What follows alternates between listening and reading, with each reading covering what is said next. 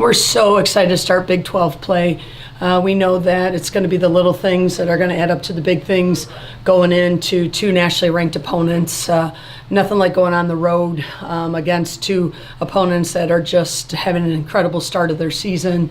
We know both games are going to be difficult. We understand that we're going to follow the lead of our 9 seniors and make sure that we've learned our lessons well in non-conference play, and moving into conference play, taking each 90 minutes and each minute, each pass at Texas Tech. Only your seniors have ever played in Lubbock before, so how do you prepare a team for a relatively new environment? Yeah, we were just talking about that with the, I guess, new edition of K-State. It's, again, the seniors have understood the environment. They know how their turf will play and just some things like that. But we really need to acclimate ourselves as soon as we get out there and understand that environment. What can you tell us about, what do you guys know about Texas Tech with them being the 22nd ranked team in the country? They've only, I think, allowed maybe 3 goals thus far. So we know they really, really are a tough defensive team to break. Obviously, they have a tandem of scoring players that are doing some really big things. So we know that they have special players, and we need to be aware of. But they're a tough team from the back all the way up to the front.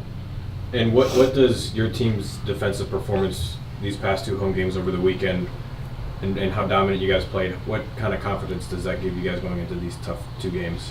Yeah, I think that if we continue our development, get better every day, we can finish our opportunities, but also get those shutouts that are just as important.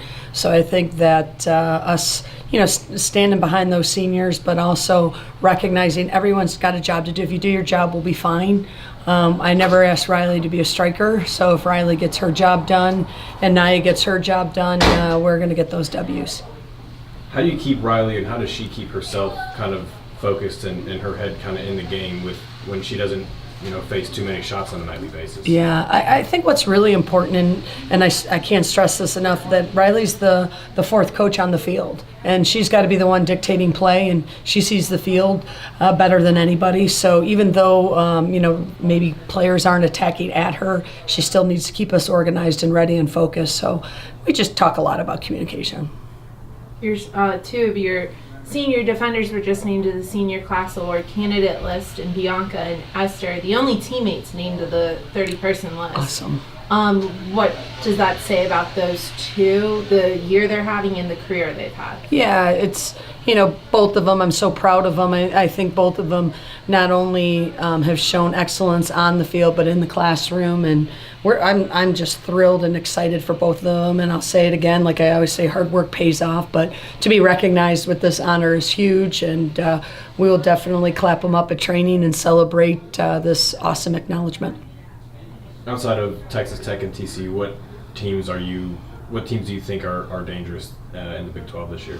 Definitely Oklahoma State and Kansas, just because they've been nationally ranked. I don't know. I only kind of look ahead to our opponents, but I would have to say, because of the start both those teams have had, plus Texas, those 3 teams have been really doing very, very well non-conference. So I'd probably say those 3 teams.